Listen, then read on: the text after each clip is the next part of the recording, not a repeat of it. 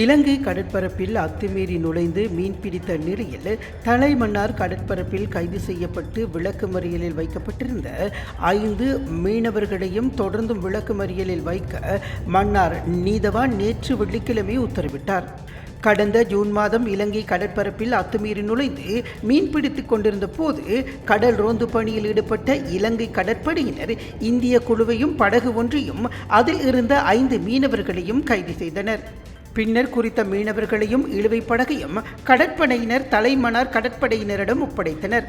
தலைமன்னார் கடற்படையினரின் விசாரணைகளின் பின்னர் மன்னார் கடற்றொழில் திணைக்கள அதிகாரிகளிடம் ஒப்படைக்கப்பட்டனர். திணைக்கள அதிகாரிகளின் விசாரணைகளின் பின்னர் நீதிமன்றத்தில் ஆஜர்படுத்திய நிலையில் குறித்த மீனவர்களை விளக்குமறியலில் வைக்குமாறு நீதவான் உத்தரவு பிறப்பித்தார்.